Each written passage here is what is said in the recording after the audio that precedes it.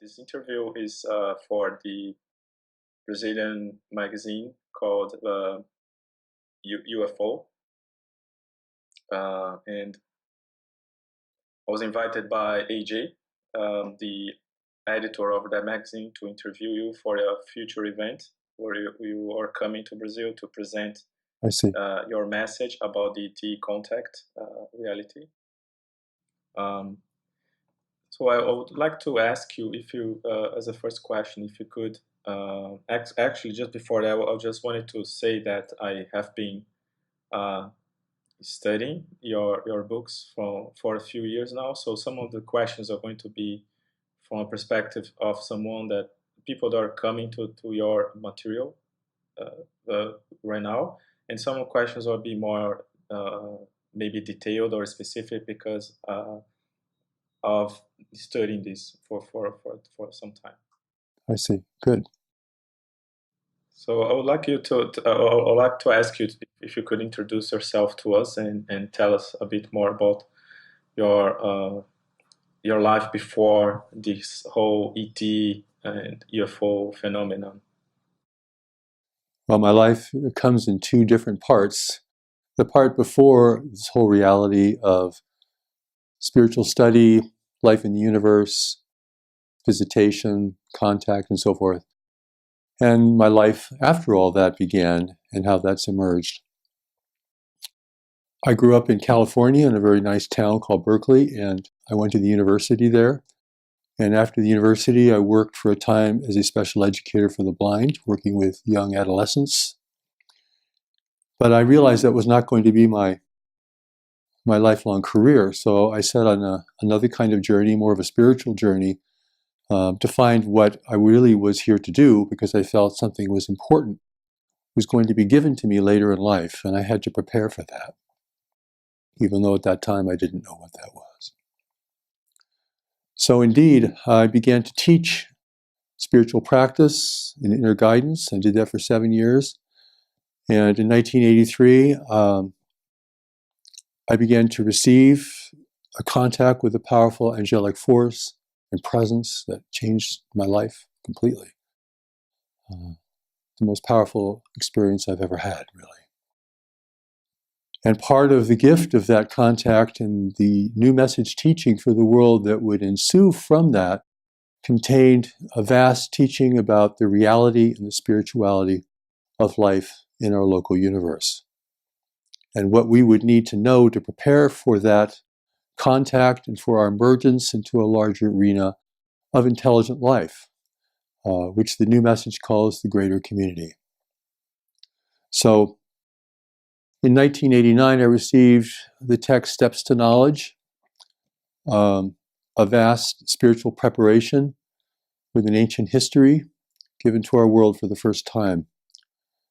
It's here in part to prepare us for our emergence into this greater community of life and to lay out the steps of development that we would need to be able to become citizens of this larger panorama of life in which we've always lived, yet about which we know nothing at all. And then 10 years later, I received the first set of briefings from the Allies of Humanity, a group of observers from the universe around us who have come to give us their report about the visitation that is occurring in our world, what it means, how we must regard it, and how we must prepare for our future life in a universe that we know, again, nothing about. So the Allies of Humanity briefings was really another kind of teaching for me to receive beyond the new message teaching, which has been my focus for the last 36 years, and plays an important but supportive role in the new message teaching for the world, which overall is to prepare us for a new world reality and for our future and destiny in a universe full of intelligent life. So here I am today. Thank you, Marshall. So I would like to ask you, how was your experience of receiving this new? I'm assuming you were not thinking about ETs or life in the universe too much before that. So how was it for you to receive this amazing new understanding? Well, interestingly, this was not a focus of mine really before my greater spiritual work began. But within that spiritual work was a real focus on the meaning of life in the universe, the realities of life in the universe. So I was being prepared for the Allies briefings way in advance. In fact, in 1994, I received a vast text called Greater Community Spirituality, which really lays out the spirituality of advanced races in the universe and how they coordinate with one another and what kind of gifts they can give to us as a young emerging race merging into this larger arena of life. So I knew some things, but I didn't know much about the visitation that's occurring in the world specifically. So the Allies of Humanity were called here to give their testimony, their report. They actually call it a report, given in a series of briefings to alert us to the reality of this visitation, which they call an intervention. They distinguish it from a visitation, calling it an intervention. Why it's here, what it means, how we must prepare, and why it is occurring, what is taking place. So the Allies briefings was a big confrontation for me. I was kind of resistant to receiving a communication from physical beings in the universe. My grounding was in a really a spiritual domain, but what they provided was so gracious and so supportive and so important in terms of its perspective and information that once I began to receive it, I immediately could see its vital importance, particularly as people were reporting ever more experiences of contact. Lots of theories are being promoted about this, very hopeful theories, of course, lots of points of view, perspectives, and so forth. In fact, people were receiving teachings from other entities in the universe, and have beginning at that time and have been increasingly since. So the Allies of Humanity briefings, I believe, stands out as something very significant and authentic beyond anything else I've seen. So it's very important, and the first set of briefings were given over the course of 1 year. The second and third were given in one gigantic installment, and there's a fourth set of briefings that were given very recently, which we will be presenting in the near future. And I should begin by saying that the Allies of Humanity briefings are all free online. The entire briefings are given on the Allies of Humanity website. I want people to have full access to this, to see this information, and of course, people are translating the Allies briefings increasingly into many, many languages in the world. So their message is beginning to work its way out into that big, vast world we live in, and it couldn't come at a better time, frankly. So I had to prepare for the Allies briefings, and the New Message teachings really did that for me on a spiritual foundation. But the intervention is something that's a real physical event. It's an event of nature, because intervention is part of nature. I mean, even out in the natural world, species are intervening upon one another. And in the history of humanity, I mean, cultures and nations have intervened upon one another. We know that has been dramatically portrayed in the last few centuries. So intervention is a part of nature. It's not an unnatural thing, but it's a very dangerous and hazardous thing. And we need to look at this very, very objectively. And when I say objectively, we have to look at it without wanting anything from it. This is a very important point, and I'm sure I will speak more about this as we go along. To have the eyes to see and the ears to hear, you cannot have preferences about what you're looking at. It's a fundamental spiritual teaching. And in this case, it's particularly important because if we cannot do this, we will not see this picture clearly. We will not recognize the greatest event in human history, which is our contact with intelligent life in the universe, and what that will mean for our present and future reality. So my journey was a long one, but by that time, I was really becoming aware that we live in a larger arena of intelligent life, a physical arena, and that we've always lived in this arena, and we've come of age now to our technological development, our social development, our world integration to the extent that it's happened, has brought us to this threshold of standing, at the entrance to this larger arena of life. And the intervention that's occurring is bringing that reality to us in the most powerful way possible. Could you tell us a bit about how was your experience of receiving this communication from the allies? How did this come about? Well, it was very different from the angelic contact experience, which is a massive experience of presence, an overwhelming experience of presence. It took me years to be able to be in this presence for anything more than a few moments. But the Allies briefings was a communication that was established by the angelic presence. It's not happening through any kind of technological or mechanical means, which means it cannot be interfered, it cannot be interpreted, cannot be interrupted in any way. So I was hearing a voice sounding like from a very long distance. And it was a very long distance, happening from millions of miles away. But the communication was coming through a spiritual channel to me. And I was hearing it. Very different from the angelic presence. It was like a long distance phone call, where the other person's voice is very faint online, but their words are very clear. So I feel that I have received their message very, very authentically and clearly.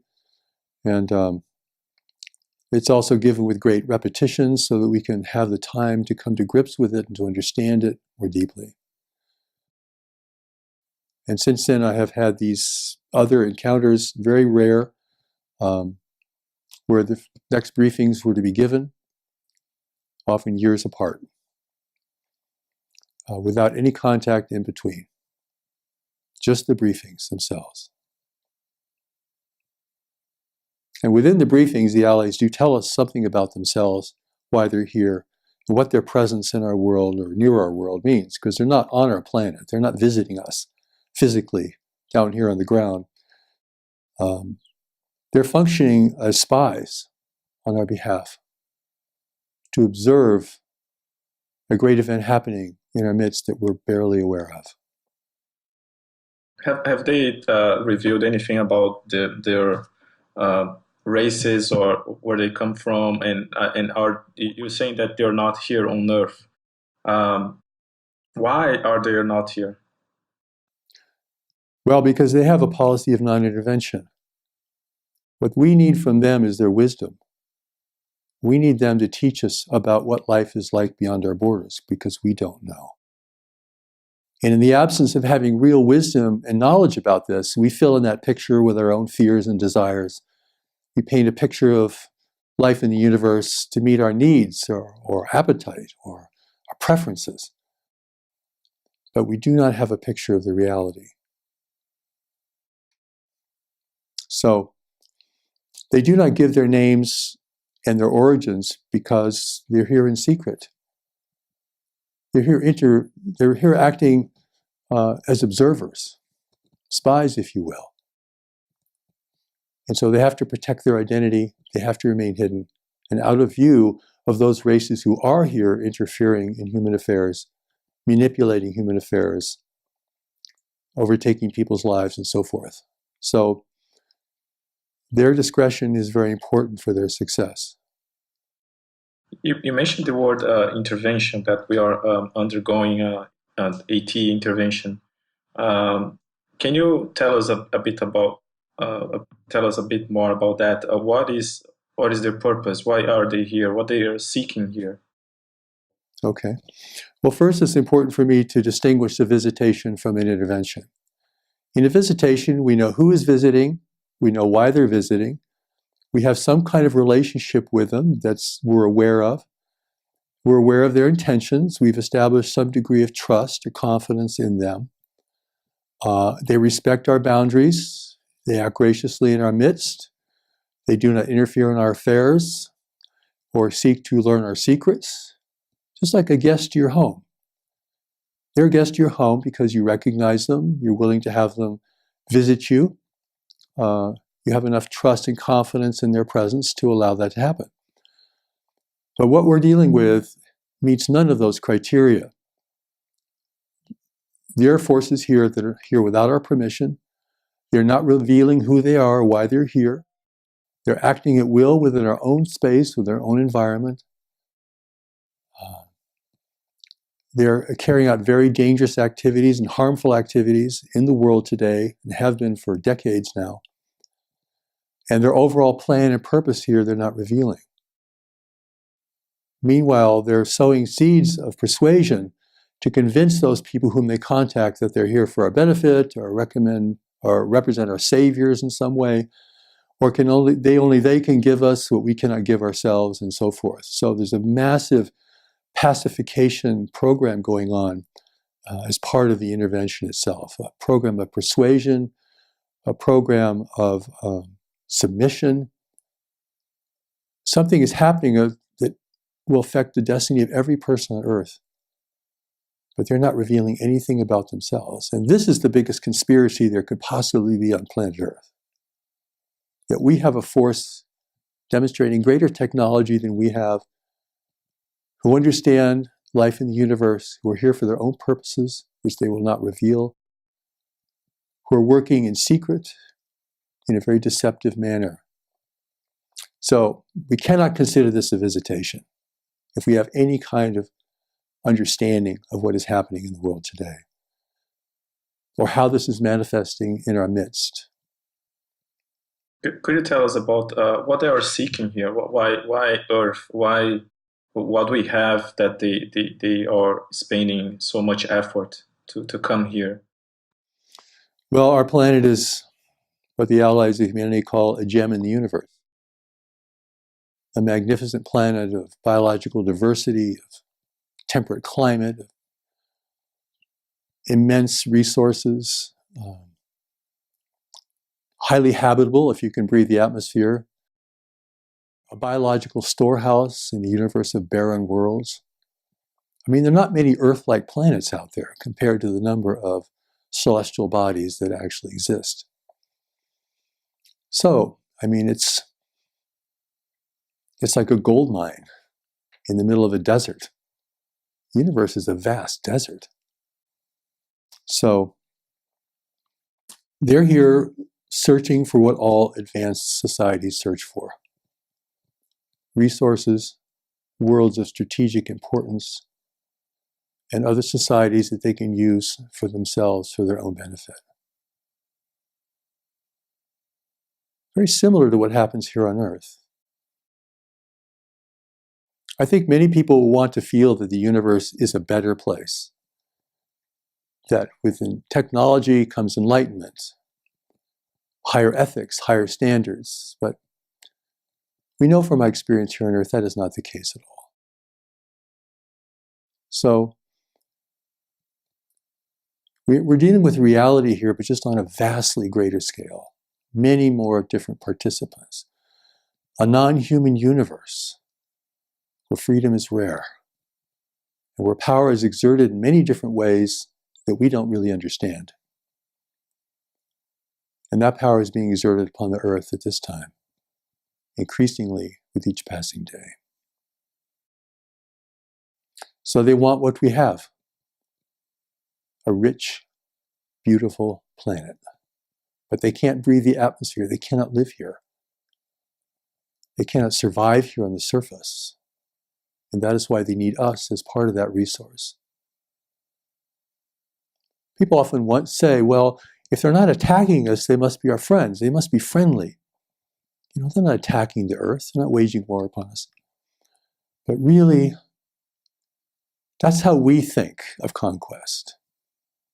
But to an advanced society, you want to preserve all the assets of a world that you're interested in, and even the population of that world that you're going to need to help you, to work for you. So clearly you're not going to destroy the value of the earth, or the value or existence of humanity, which is the only intelligent race that can live on this surface. So again, a greater community education now has to begin to take the place of wishful thinking or what we see in movies, how we want this to be for us. It's a confrontation with reality. It's a confrontation with nature. It's a confrontation with ourselves. Can we grow up enough to participate in this universe of intelligent life? Because if we don't establish unity and cooperation amongst us sufficiently, we will be supplanted. We will be overtaken.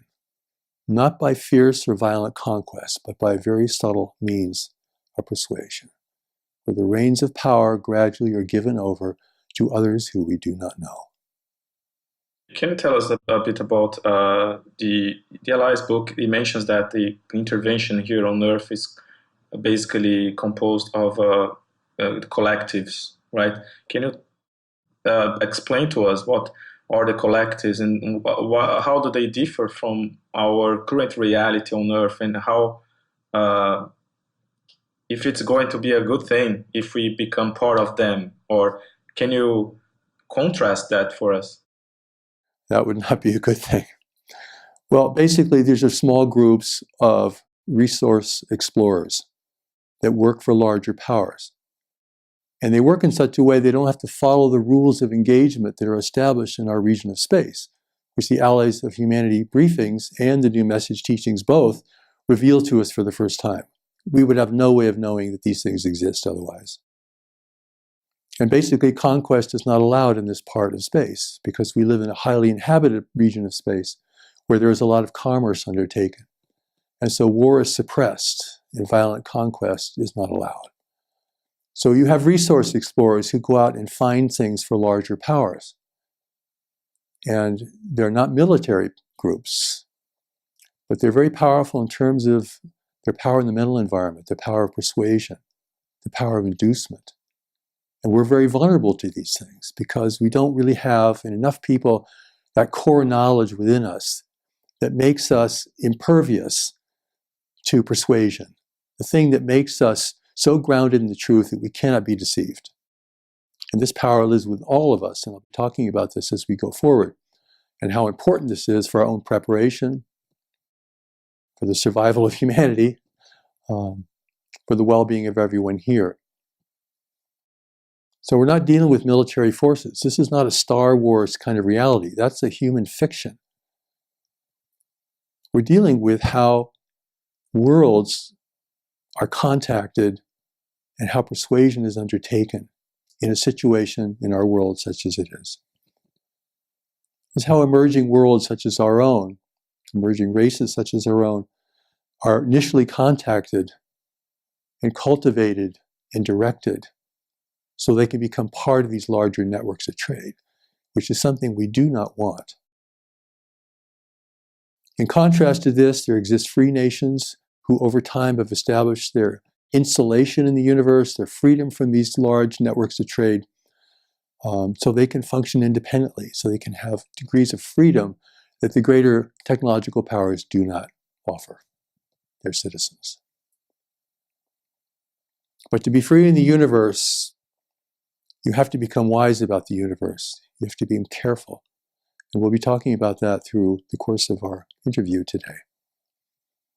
Why are they here now? And can you explain why this is happening now? What about the visitations from the past in human history? Well, the Earth has been visited since before human history. I mean, because it is a world of resources. It's a world where many races cannot breathe the atmosphere or even survive in the biological contamination of the world. Remember, races that travel in space are living in sterile environments. So to come into a world reality where there are millions and tens of millions of different kinds of organisms is a real biological hazard for a visiting race. So certainly we've been visited for samples of resources for longer than anyone knows, a long time. Remember, we're a young race in the universe. Space travel existed 1 million years ago. We're like little kids coming into the big city. We don't know anything about it, and we need to know about it. They're coming here at this time for a number of important reasons. One is we've created an infrastructure, worldwide commerce, communications, that they can utilize for themselves. They don't have to come here and build all that. We've built much of it that they can already use. And their presence here has grown since World War II with the advent of nuclear weapons and nuclear power, because that shows a technological threshold which would make intervention more difficult in the future if it was cultivated properly for humanity, if we cultivated it properly for ourselves. So this is the moment of opportunity for intervention. We've established the infrastructure they can use, and we have not gained our full technological strength. So we've hit a threshold, a predictable threshold in our evolution. This is evolution. It happens sooner or later. All young races are discovered sooner or later by the larger universe. And this is the time in which we live where that discovery is taking place. Again, I'm giving you this from a larger perspective because once you begin to study the Allies briefings and the New Message teachings about the greater community, you begin to see things more from the outside looking in, rather than only from the inside looking out. You begin to get the eyes to see, and you become free of the kind of fantasies and myths that we project out into space. And you become immune to the kind of persuasions that have been cast upon the world by the intervention itself in many, many ways. And we can talk about some of those ways. This is a great and necessary education. Can't be summed up in one interview or in a few remarks that I could possibly make. It's a journey. It's a journey of discovery. We've lived in this greater community of life the whole time of our physical existence. And we're waking up to its reality, which is not the reality that we've created. Just the idea that we live in a non-human universe is a very sobering thing. It's not governed by human values, human ethics, human presumption. How are we going to deal with that? How can we understand that? How can we prepare for that? You know, as a warring set of tribes on Earth, we will not be free in the universe in the future. We will fall prey to intervention of one kind or another. It's predictable. And we will be overcome without firing a shot. This is a long-term colonization project that we're facing. They're willing to take years and decades to accomplish it, to achieve their goals. But their success is not assured. When humanity begins to wake up to what is happening in our world, in our lives, we have the power to drive this away. Not even by force, but by consensus. The intervention in the world today is relying entirely upon our submission and our willingness to give in to it. It has no power to take us by force, nor can it do this. And this is part of the Allies' briefings to explain why this is in the clearest possible terms. And this is why we have to know something about life in the universe, or we would never be able to figure this out. We would think that everything out there is like us and functions like us. But that is not what we're facing. That is not the greater reality that we're entering. I mentioned before that each of us possesses a deeper knowledge, a more refined intelligence, beneath our social intelligence, beneath the intelligence that we have created since the day we were born, which is our worldly mind. There's a deeper mind within us that knows exactly who we are, why we're here, and what we have to face, and how we would prepare for that. And this is a major thrust of my teaching, because if knowledge did not live within us, we would be acting merely on presumption and belief, and that would not save us from anything, even from ourselves. That would not save us. There's another reason why the intervention is here in the world today, and that is because we are destroying the value of the world, its biological value. We're degrading the world at a phenomenal pace, changing its climate, undermining its resources, making it less habitable, less useful to anyone in the universe. And that probably is the biggest motivation that has brought the intervention here at this time. What the new message calls the great waves of change. Changing climate, changing environment, political, social upheaval. Two biggest events in human history occurring right now, and they are connected to each other. Entering a new world reality, declining world, and facing intervention from the universe around us. Those are the two biggest events in history. And in fact, that's the reason why so many of us are even here in the world. The people who will hear my words and read this interview are people who have a connection to life in the universe. I call them greater community people. They have an innate spiritual connection to life in the universe. Whether they be stargazers or astronomers, they all have a beautiful connection with life in the universe. It's built into them. It's part of their blueprint for being here. And these are the first people who are going to respond to this reality. Whether they see it correctly or not, however they may envision it, they are connected to it.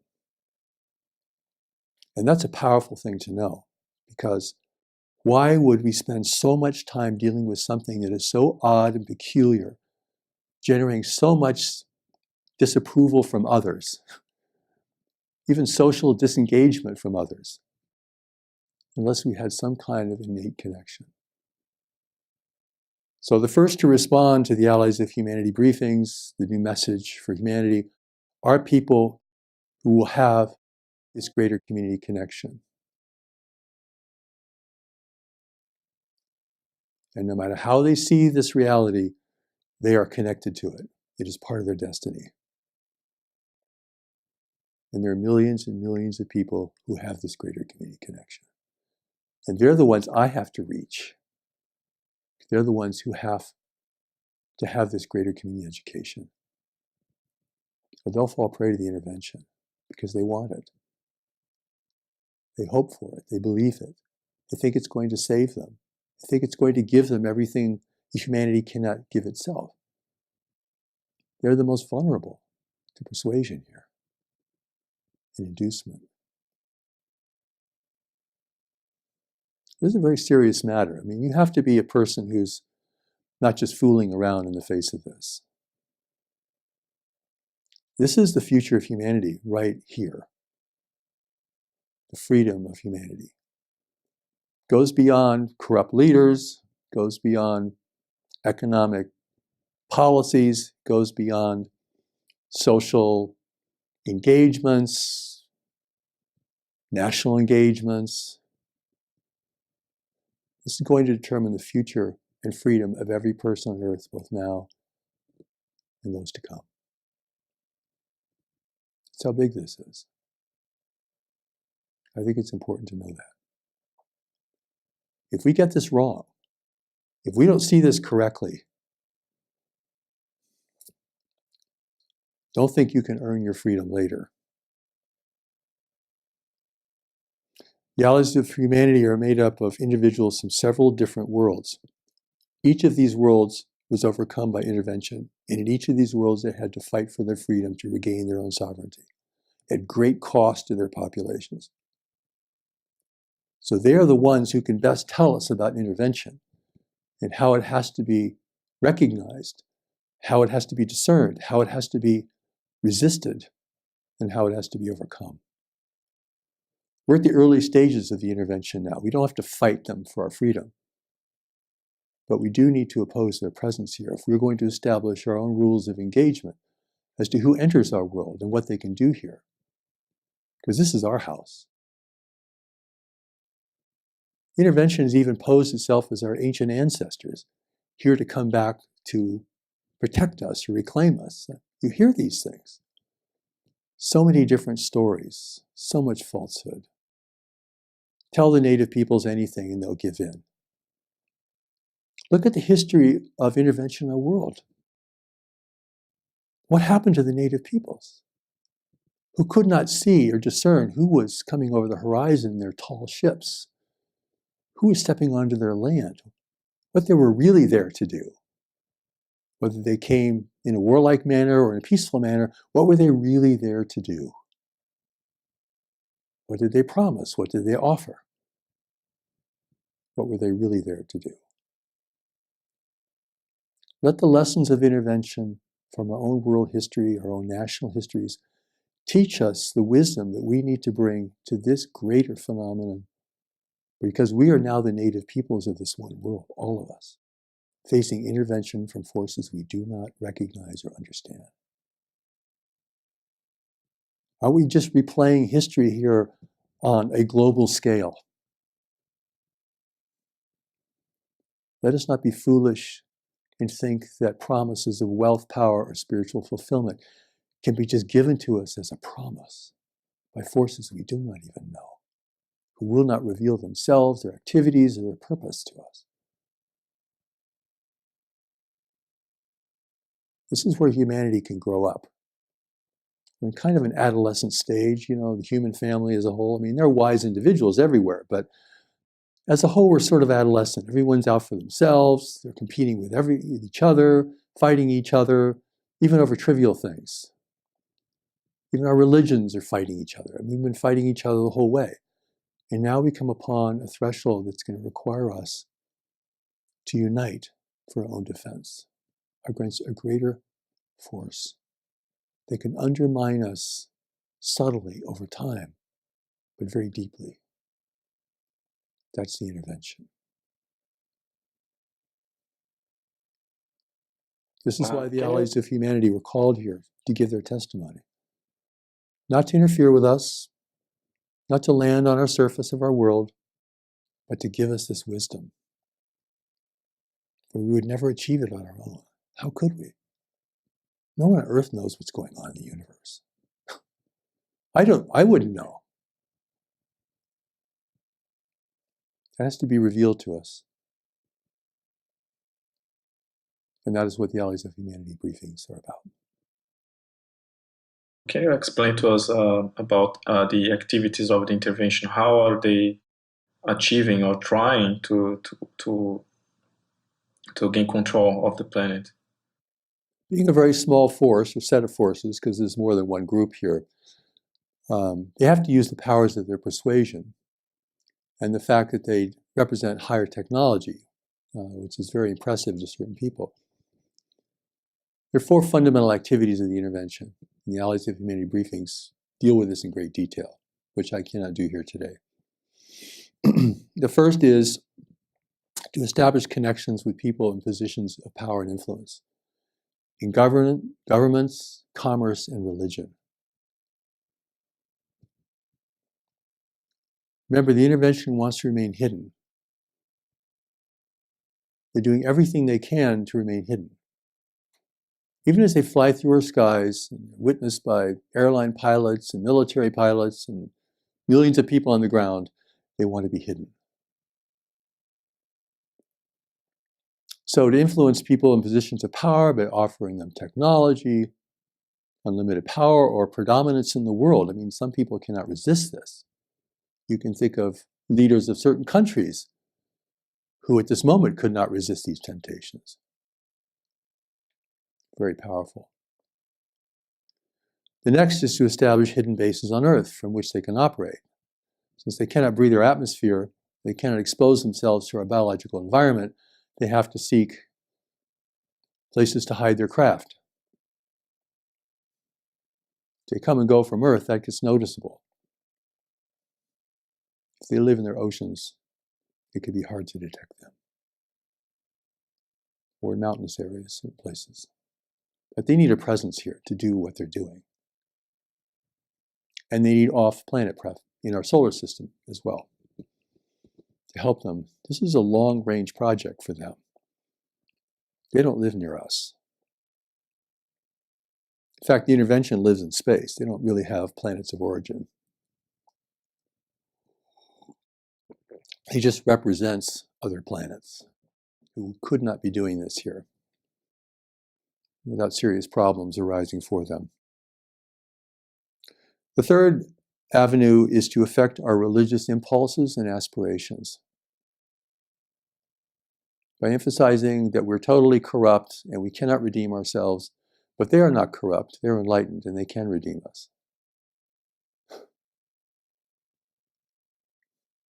Look at the history of intervention in our world, how the intervening forces, the European powers, would turn their people against their native leaders, citing all the abuses and inequality and other oppression, everything that the native peoples are experiencing. That's how you get the native peoples to work for you, because you need them to work for you. This is what is happening in the world today. You know, a lot of New Age thinking is very much from the intervention. The idea that everything happens for a purpose, where did that come from? That everything happens to you happens for a purpose? That's what's called pacification. That's not education. That makes you open to everything. Oh, whatever happens, I'll be open to that. I'll be open to this. I'll be open to that. I'll be open to intervention. Great. It's here for a purpose. Must be happening for a purpose. Everything in life happens for my purpose, for my well-being. No sensible person would ever think like that. And no person who's ever been out in the world and done anything would ever think like that. But many people think like that. So that makes them an easy target of the intervention itself. And just our religious aspirations of bliss and peace and equanimity. I mean, whatever happened to service and contribution, right? And giving and personal sacrifice, and whatever happened to the core eternal values of religion? They've been displaced by the search for personal desire and equanimity and peace and happiness. That's strange. That takes people out of life. The very people who could be sensitive enough to discern the presence of the intervention, who could be free enough culturally to face it and oppose it, are the first ones to be turned. They become easy targets for this kind of persuasion. Give them everything, or promise them everything. They're not giving them anything. Promise them everything they want that they can't get here on earth, and they will become your advocates and your supporters. This is real. This is happening. I'm one of the few, maybe the only spiritual teacher in the world who's speaking out against the intervention. There are other people speaking out against it, but their numbers are very small. Why is that? What is it that makes us so easy to convince by forces we don't even understand, for whom we have no real relationship with? It's a question. And the answer to that question is the powerful knowledge that lives within us, the part of us that cannot be deceived or manipulated. This is presented in both the Allies of Humanity briefings as a core facet of humanity's ability to resist and overcome intervention. Because people feel weak and small, they keep wanting to follow something. And if they're persuaded that their leaders are corrupt, their institutions are corrupt, then they'll seek leaders and institutions elsewhere in the universe. You create a vacuum, it gets filled by the intervention. The Allies of Humanity have a total hands-off about us and our affairs. They're only telling us where our strengths and weaknesses are. They're telling us who's here, why they're here, what they're doing, and what we need to do to prepare. That is it. They're not going to come here and save us, because no free nation would ever do that. They'd have to take over our world to do that. And they're not willing to do that, because that contravenes our own freedom and responsibility. But they will give us the things that we cannot know for ourselves. the wisdom, the perspective, the information, we cannot gain on our own to help us do that. So we do need help, but we do not need intervention. So their presence here, to me, represents ethical contact with life in the universe. Give us your wisdom. Show us how we can survive in this greater community of life. Show us how we can be free in this greater community of life. But don't come here and start trying to take over government, religion, and commerce, taking people against their will. This is a very serious thing. Thanks, Marshall. I think you mentioned something about human conflict, that the intervention is promoting this. Can you talk about that and explain why it's important that we do not give in to these temptations of being divided, and how can we achieve enough enough unity amongst the human race? Well, there's a number of manifestations of this. First of all, I mean, divide and conquer is you get the native races to oppose each other, fight each other, diminish each other. Obviously, it makes it easier to overcome them in the aftermath. So the intervention wants our eyes on each other critically. And part of that is for humanity to lose faith in its leaders and its institutions. Because once you do that, most people will seek for leaders and institutions elsewhere. Because we need leaders and institutions. We're not going to all just govern ourselves out there. We're too big. The world is too big now for that.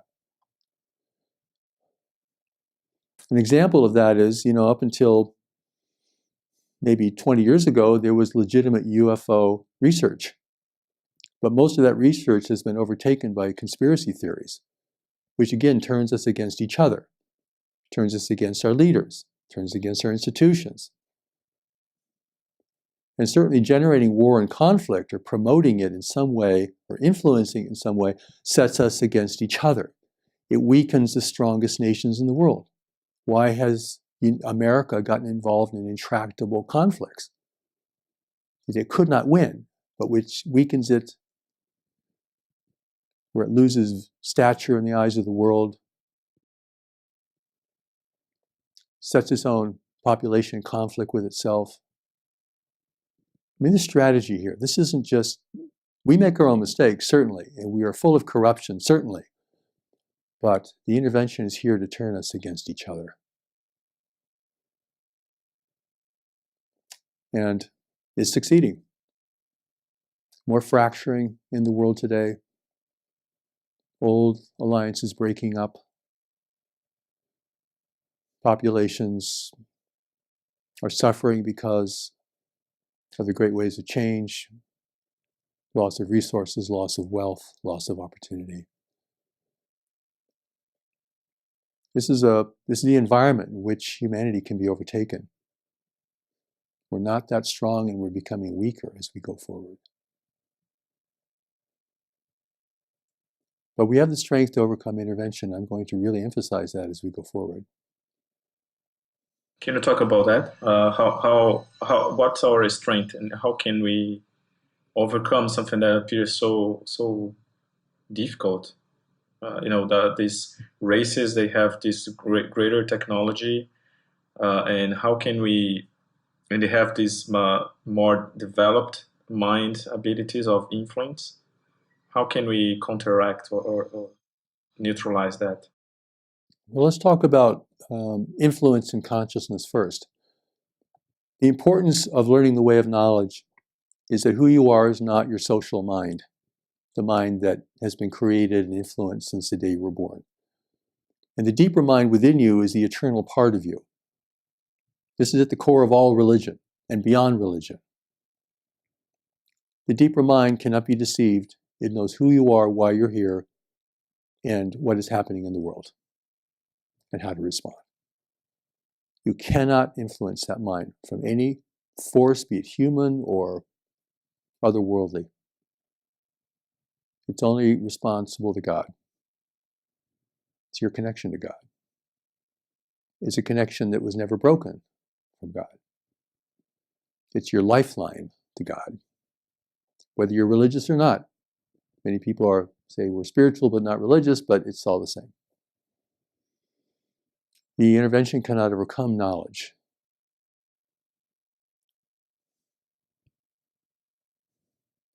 So, and this, of course, is the answer to all conspiracy theories. This is the answer to human manipulation.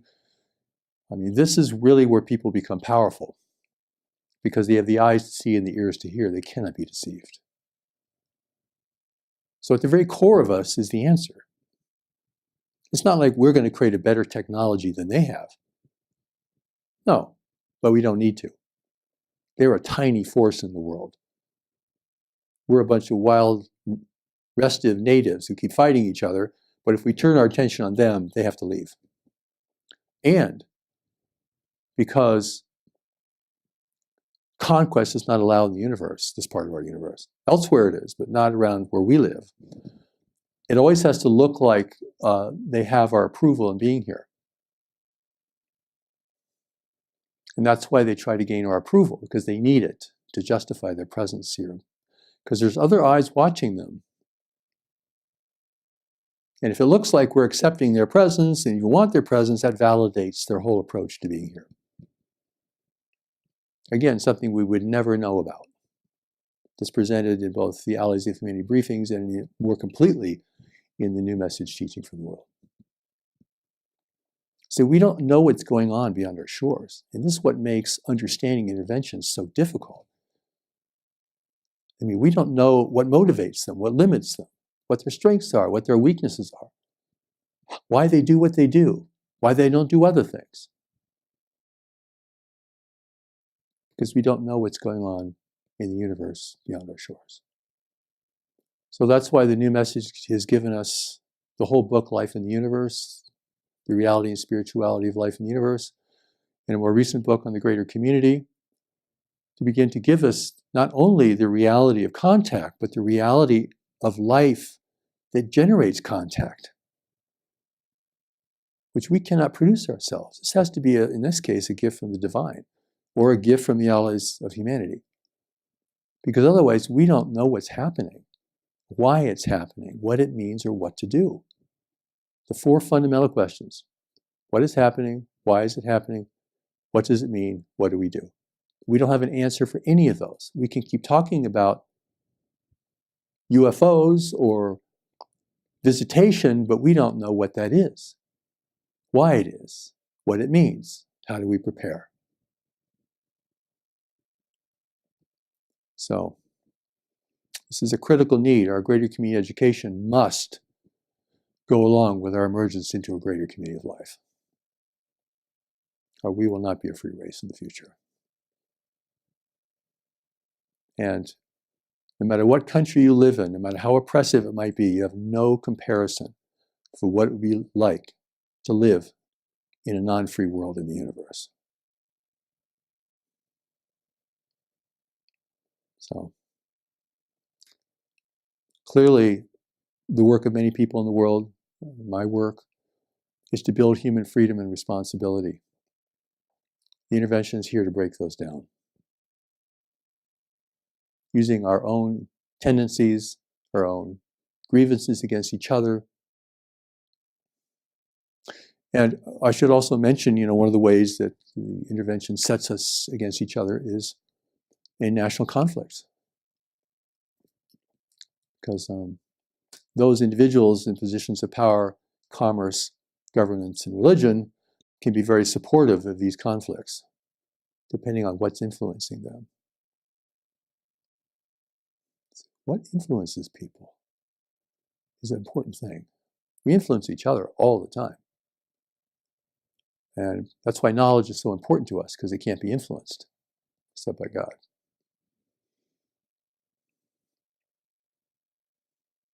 Or by knowledge in each other. So we're at a critical threshold. And the future of humanity rests upon this threshold. and we don't have a lot of time. We've already lost a lot of time.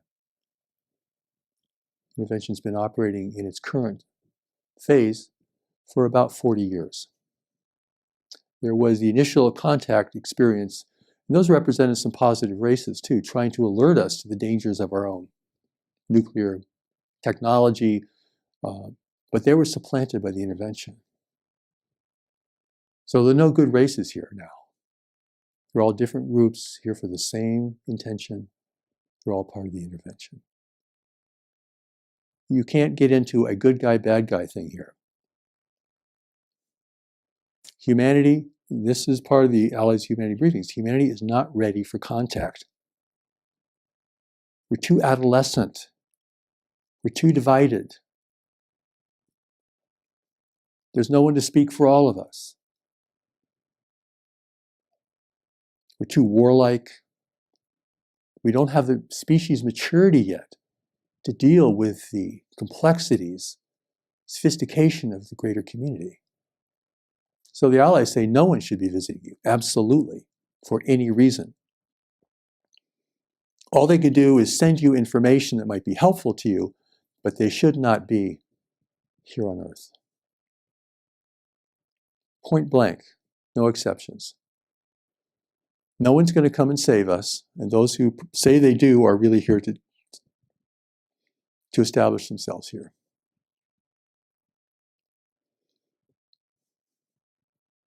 We have to save ourselves.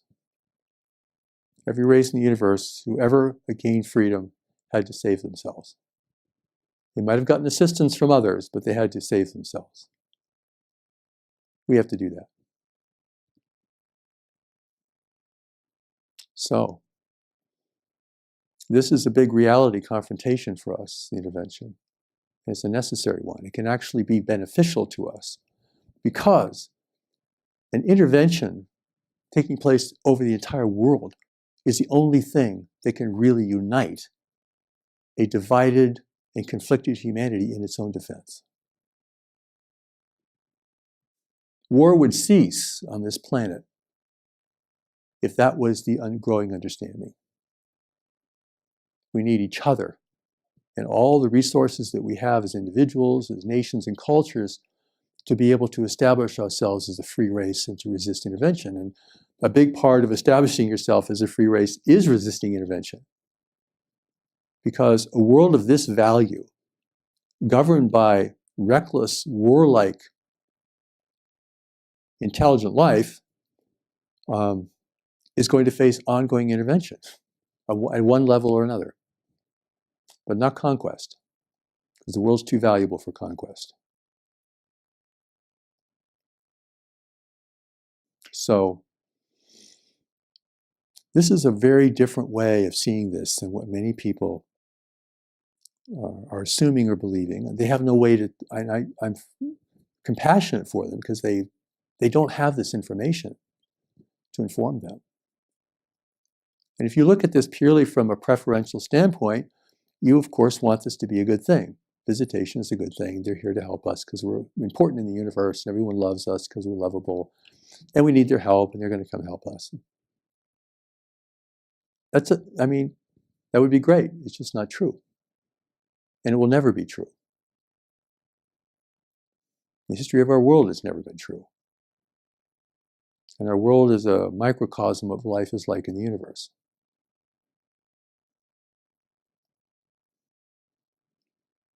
So, I think the great benefit is here that what will unite us, the only thing that can unite us, is something like this.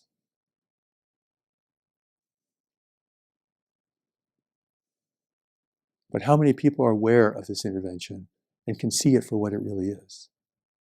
Can we see it for what it really is? Do we have the eyes to see? Are we just going to look at this like everything else as some way to gain profit for ourselves? There's no profit in the intervention. No one will profit, from the richest to the poorest. So, this is something that can bring greater cooperation, greater recognition of how important we are to each other here on Earth. Even our old enemies are all adversaries. We need them too. We don't want any nation or state to follow the intervention to avoid war on earth. So there's a huge incentive. Once you begin to see this clearly, there's a huge incentive for human cooperation and the cessation of war. Fighting each other is the last thing we want to be doing. We have a much greater opponent at our doorstep. And we will not fight them with weapons, but with determination, cooperation, and the power we carry. Remember, the intervention is a tiny little force in the world. You got 7.5 billion restive human beings who'd rather not be enslaved. Who's got the power in that scenario? But as long as we keep fighting ourselves and the intervention supporting us in doing that, on a personal level, on a national level, then we will not see, we will not know, and we will not respond. So we won't be responsible.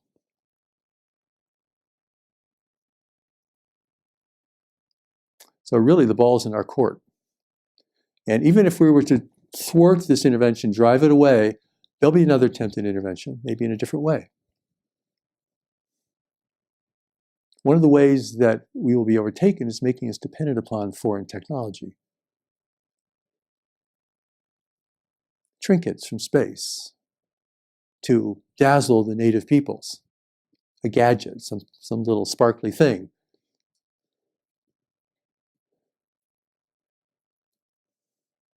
This is how intervention's been carried out in the world. In so many places.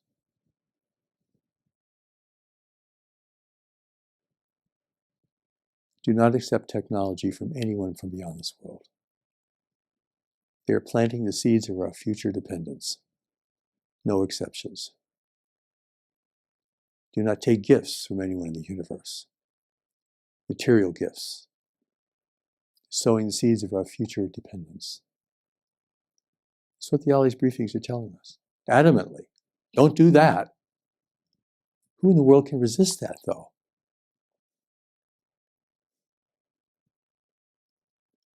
So it's our weakness that they're preying upon, not our strength. The Allies are calling for our strength. That our strength must overcome our weakness, so we lose everything. Everything. Everything good that's ever been created in our world will be lost if the intervention is successful. No one will benefit.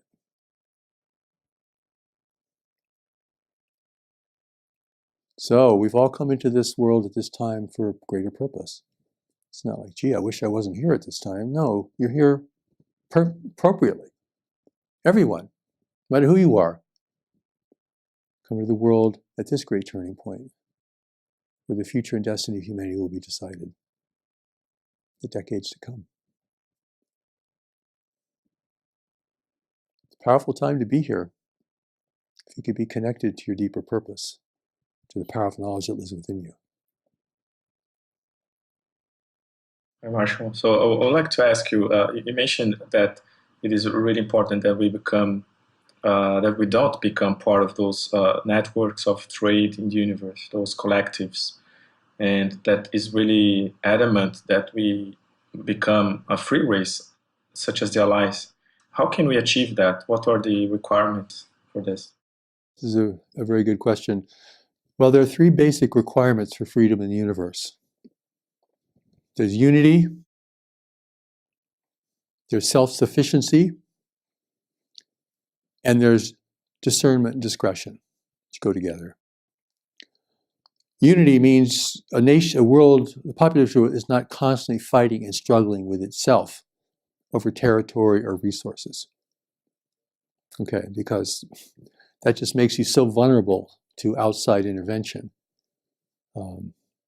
And you're destroying the value of your own world, as well as the well-being of your own peoples. Self-sufficiency means that the world can supply us what we need. We do not require or depend upon foreign powers to give us essential things. This is very important because when you're self-sufficient, you can be discerning about other powers in the universe. You don't really need them. And you want to be careful that your resources are not going to be utilized or taken from you by other powers. So you become a responsible participant in a universe full of intelligent life. Discernment is very important. Discernment is the ability to see what you're looking at, fundamentally, and not to overlay that with your desires and your fears, not even with your love or your emotion, just seeing. What am I looking at here? The eyes to see. What am I hearing? You have the ears to hear. What really is there? Not what you want to be there, or hope that will be there, or afraid will be there. And discretion. I mean, we're broadcasting all of our conflicts, our foolishness, everything out into our local universe. A discrete observer can learn all about our culture, our weaknesses, our tendencies, our corruption, our violence, our tragedies, our suffering, our starvation, everything. Tune into planet Earth. Foolishly broadcasting out into space. We haven't learned how not to do that. So we do that. Free races are rare in the universe. Most races are large, technological, or if they're really remote, they could be very primitive. But once nations begin to trade and interact with each other, they become more like each other. Very controlling. I mean, there's not a lot of individual freedom in these large nations. They have to control their populations. They have to control everything. And they become more like each other because they're dominating each other. If I need something from your world in order for my technology to work, I have to go along with you. If I can no longer support myself with what I have, then I need what you have. And this is how war has been overcome in our local universe, is through a very tight kind of network of essential commerce. But it's very tightly controlled, and within that, free nations have to establish themselves and insulate themselves from the outside. That's one of the reasons why the allies, the individuals, cannot give the names of their worlds or reveal what they're doing here, because they're going against those rules of engagement for free nations. You can be a free nation, you just can't interfere with what we're doing around you. Well, the allies are doing that. And that's why after the first set of briefings, the intervention became aware of the allies' presence and began to pursue them. And have pursued them ever since. And so the second set of 2 sets of briefings, actually 3 sets of briefings, have come from afar. Whereas the first set of briefing was within our own solar system, from a hidden location. So, be a free nation in the universe is, you have to really become mature and united and discerning and discreet and self-sufficient. Well, we're losing our self-sufficiency with each passing day. We're depleting the earth at a phenomenal rate. Ever-growing number of people drinking from a slowly shrinking well. I mean, that's not going to have a good outcome. We're broadcasting all of our conflicts and dissensions, problems out into space indiscriminately, so there's no discretion. We're not discerning about who and what is flying in our skies. And human unity, which has always been an important goal, is going through a time of fragmentation right now. As the resources of the world become more scarce, more expensive, cooperation in many places is breaking down. So we're failing the 3 requirements for freedom in the universe currently. But those things can all be changed over time. And I think you would need to be aware of the challenge from beyond to create the incentive for those things to be altered and changed into a positive direction. Those are non-negotiable requirements for freedom in the universe. There's no way around them.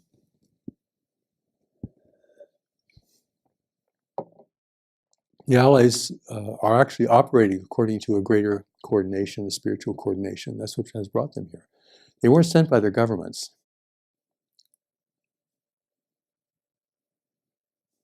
They're here for a greater spiritual purpose, which is to attempt to protect humanity's freedom, sovereignty, and self-determination as it emerges into this larger arena of intelligent life in the universe.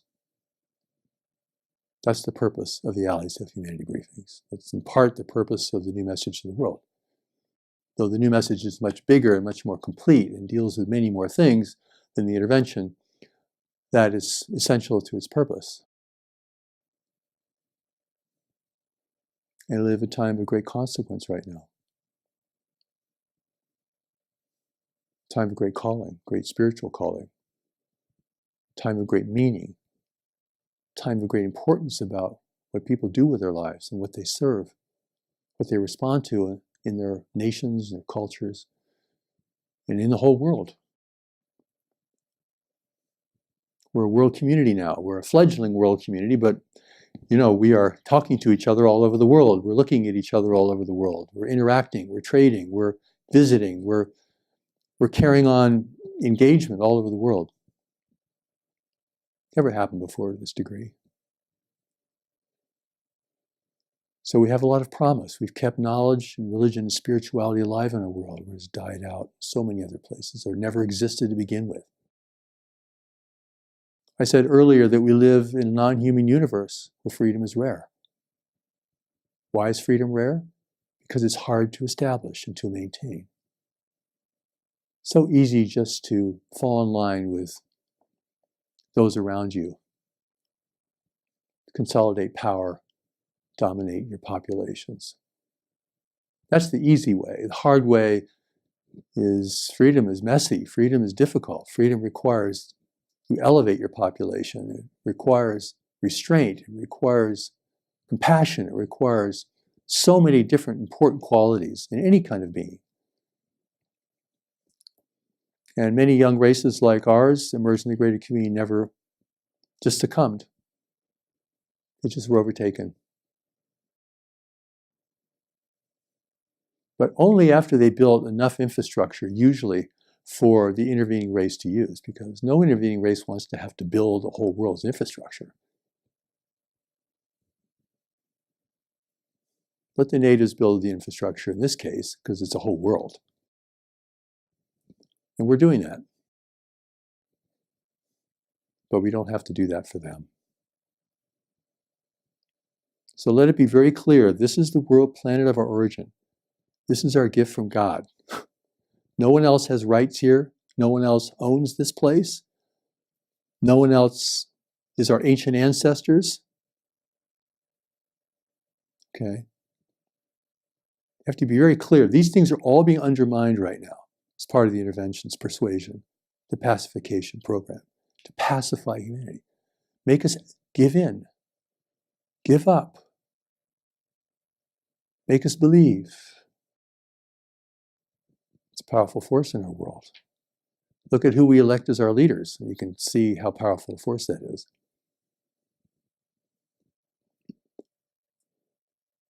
So, I think all of us have to become allies of humanity, because there is competition now for who will rule the world. The intervention is a colonization project, a long-term, multi-step process of colonization. They want to preserve us as a workforce. They want to preserve the assets of the world. They're not going to come and destroy the place. So, these are the things we need to know, because if we don't know these, we will not see the picture clearly. We will not know what is happening, why it's happening, what it means, or what we must do. So regarding what we must do, there are some very important things here. The first step is awareness and education. Let us be aware that we are facing an intervention. It is not a visitation. It fails all the requirements for visitation. And it exemplifies intervention in all respects.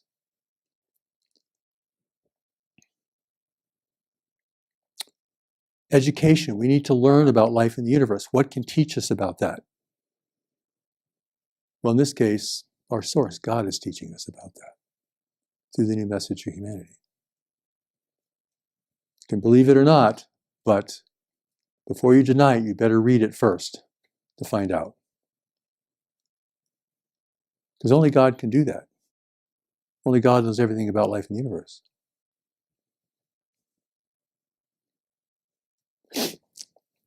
You know, there's not long-distance space travel in the universe because it doesn't work.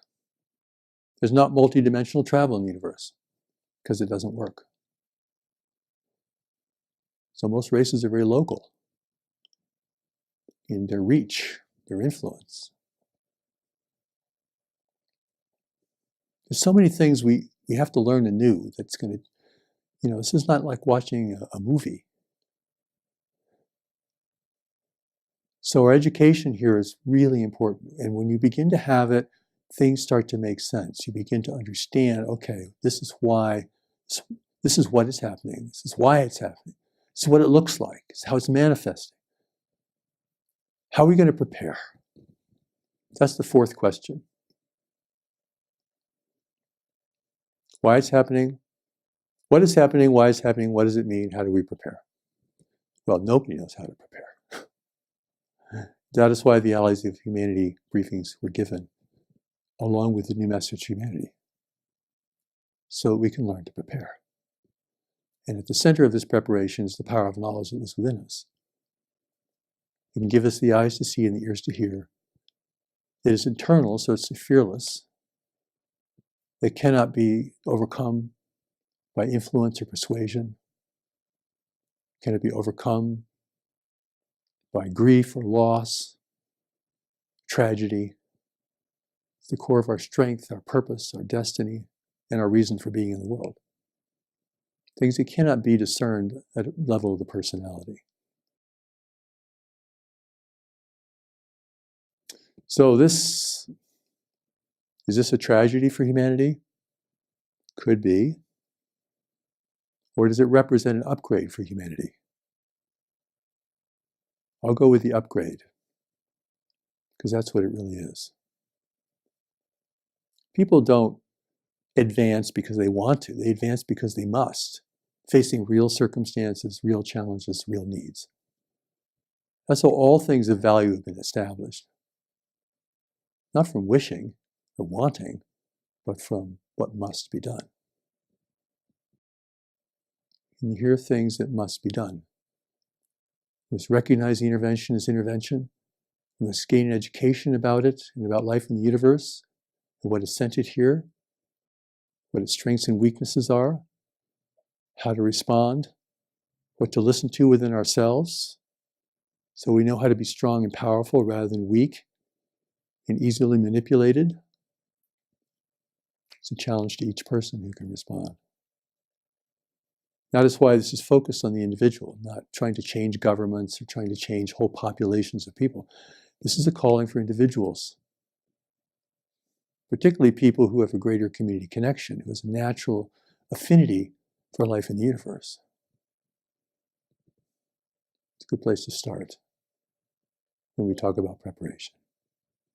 Can you talk about because from all of this, it seems that the intervention seems to be a very respectable opponent to us.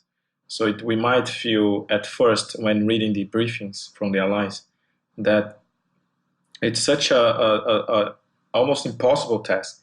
So what can you tell us about that? Because we might think that they are invincible no matter what. So can you explain a bit more? What are their weaknesses, for example? Well, one of their weaknesses is that they're non-military, and their power is persuasion. And persuasion can be easily resisted if you can recognize it for what it is. They want you to think they're all powerful. That's why they've done displays over military bases and things like this to show we're powerful. You can't resist us. But this is like the peacock opening its tails to make you think it's bigger than it is. They're small. They have no real physical power here. And as soon as people become aware of who and what they are, then they have no influence anymore. So the two problems here is that they try to make themselves appear invincible, which they're not, and we don't understand the nature of and purpose of our own power as individuals and collectively. We're strong, they're weak. But they want us to think that we're weak and they're strong. But that's not reality. And to other forces that are watching this intervention, if it looks like humanity is resisting their presence, they will have to leave. They will be withdrawn.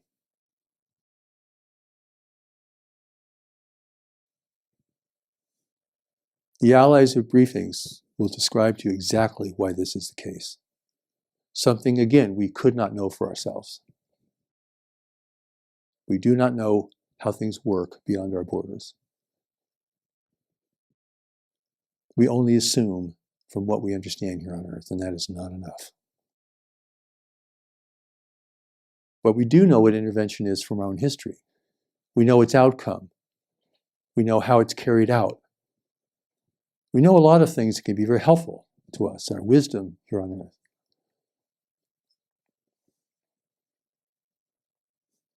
So anyone who's interested in visitation or UFOs or life in the universe, do not come to a conclusion until you read the Allies of Humanity briefings. I call it, that's my calling for you. After that, you can come to any decision you want. I'm not controlling your decision, but I want you to know this. I'm an ally of humanity. I'm not an ally of the intervention. There's no neutral ground here. You can't play both sides. You can't play the situation for advantages.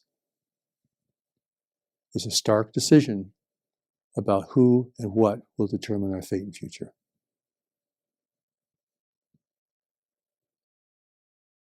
And life is this simple. It's hard. It's tough. It's demanding. But that's part of its gift. What are some realistic goals we can set for us to resist the intervention? Well, as I said, the beginning is awareness and education. Let's become aware of what we're dealing with here.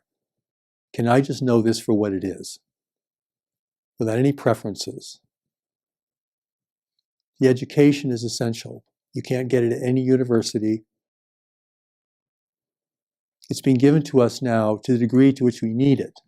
We don't need to know the names of races out there, and we need to know what is happening right on the surface of our world regarding our encounter with life in the universe. That's what we need to know. That is what's essential. If we miss that, we're in deep trouble.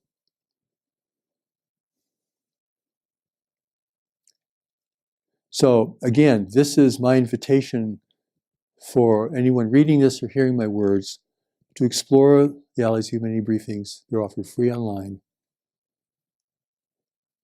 Explore them. Think about the history of our world as a demonstration of life in the universe. Because nature is nature. Intervention is part of nature. Competition is part of nature. Freedom is around the universe because it's hard to achieve.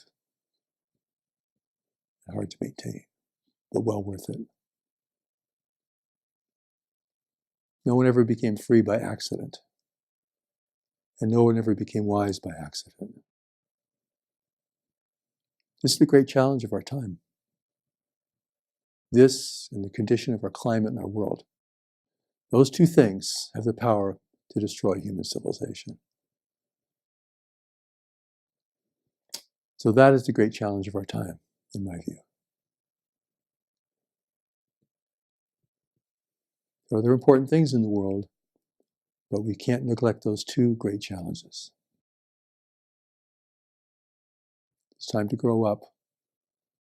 It's time to realize that our world is valued by others. And that if we're going to preserve it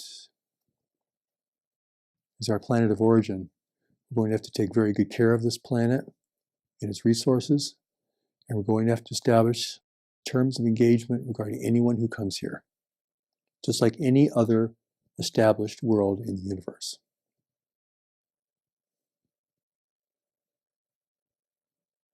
That's what's required. It requires thousands of different efforts and contributions, but we have to know what we're dealing with to engender the commitment, the dedication, and the willingness to take on a greater community education, which is what is being provided here for the first time in our world. Can you talk about the alien abductions and the hybrid?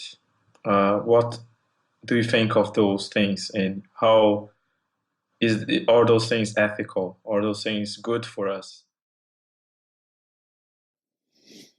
All right, well, none of those things are good for us.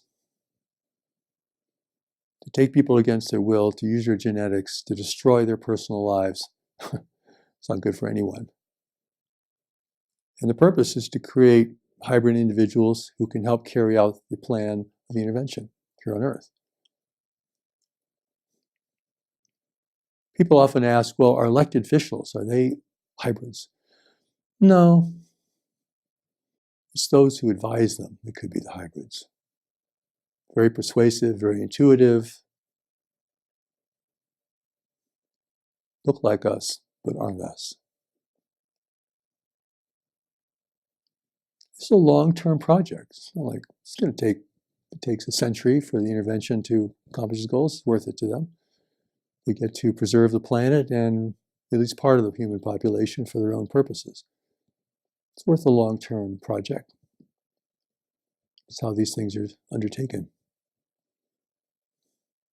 And at the same time, it doesn't look like conquest. It looks like we welcomed them and allowed them to move in. And even wanted them to move in. If we deteriorate the world too far, we'll be desperate and we'll want them to move in.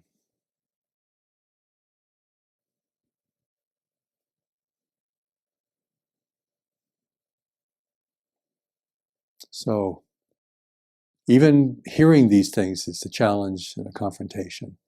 But it's also a calling. This is calling for who we are and why we are really in the world at this time. We're just here to try to be comfortable and have a few pleasurable items. Is that what's brought us to the world? Is that what our purpose and destiny is? If that is your purpose and destiny, your soul will starve, because that's not why it's here. Each of us came here to make a difference, to serve something, not what we wanted, but what was needed. At a small scale, a big scale, any scale. This is the challenge. This is the calling. The Allies of Humanity are calling us to become responsible and determined and united in the face of what is happening in our world today. There's no escape, there's no luxury, there's no preferred life that's going to really work. There's no running away, there's no hiding. This is it.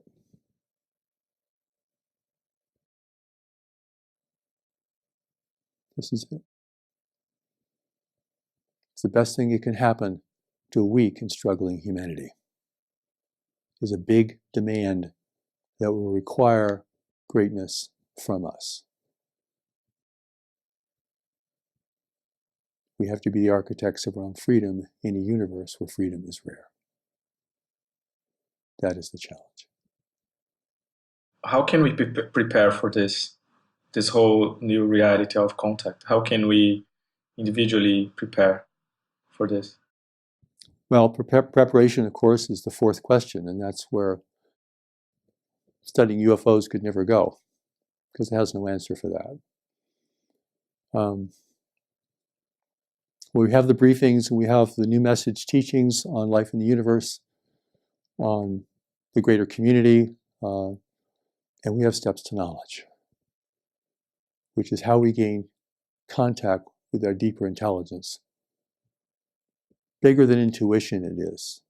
I'm not talking about intuition here. I'm talking about a deeper intelligence within us that is fully prepared to deal with this world that we're facing. So steps to knowledge is a core part of the preparation. If we just operate from assumptions and belief, it's not going to work. We need to be inner directed. If we're not inner directed, we'll be outer directed. And in this case, that is not a good thing. No one's going to come and save us. And those who claim to do so, or who plant themselves in our world, represent the problem we're facing. So, our preparation is laid out before us. And for all those millions of people who have a greater community connection inherent within them, this will be very important, very confirming. They'll begin to understand why they have this, why they feel this, why this has been important in their life, why they and not others are responding to this. It's reality of life in the universe, now on our shores.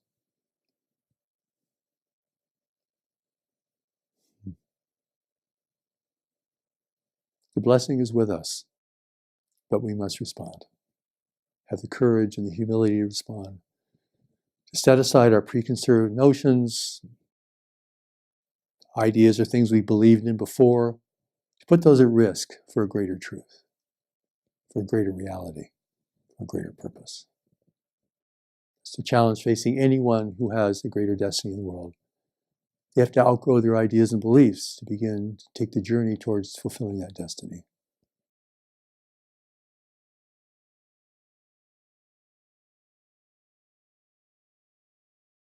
In its odd kind of way, the intervention can redeem us to ourselves and each other if we can recognize it and respond appropriately.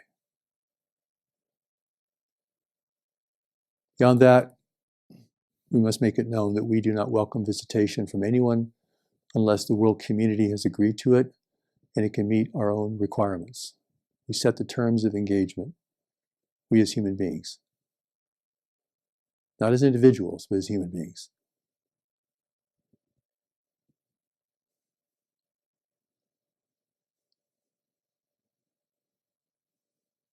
Do we do that? We are reckless, vulnerable, and confused.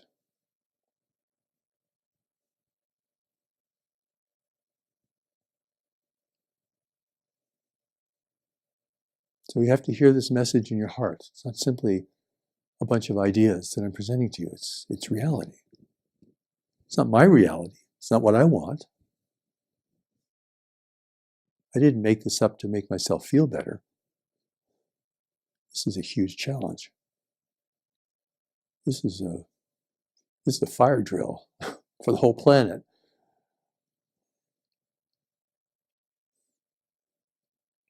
But this has our name on it. This is our time. Neglect this and our future will be lost as we go forward.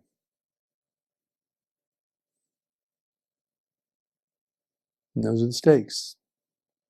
And high stakes can bring out great things in people if they can respond. It can be very scary at first. It can be very upsetting at first. People may resist. People do resist. That's not what they want to hear. They want to hear what they want to hear. But reality is not like that. Reality is facing what is, squarely, and saying, what must I do? Is there any other topic you wanted to address before I close the interview? Well, again, I want to emphasize the spirituality of knowledge. It is what our spirituality really is. It's not just belief in saints and gurus and avatars and saviors, and it's not just churches and mosques and temples. It's the spirit that lives within us, that we brought with us into the world, and that will go beyond the world with us. And that deeper knowledge that we carry, which is related to our ability to know things profoundly, even beyond our understanding, is a thing that will save us individually. And the allies of humanity call it the most powerful force in the universe. So, if we're carrying the most powerful force in the universe within us, then we should take the steps to knowledge. We should find a way to find it. And that has been given to us as a gift to the world.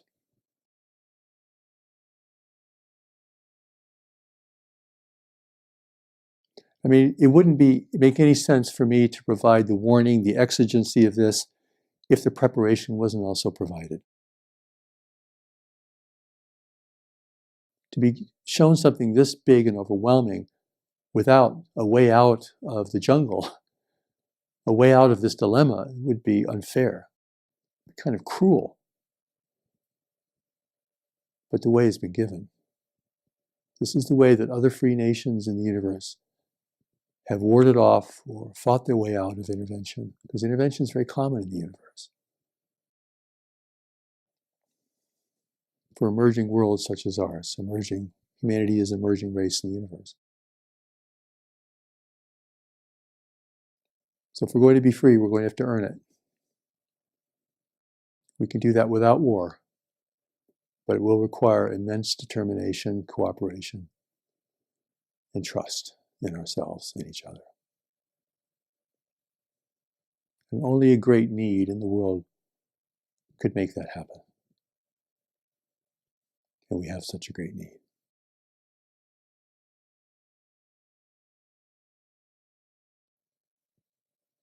So the blessing is with us, the challenge is with us, the gift lives within us. Let us proceed. Let us respond. Let us take the journey into a greater life, a greater universe, and a greater meaning for existence here. That is my prayer.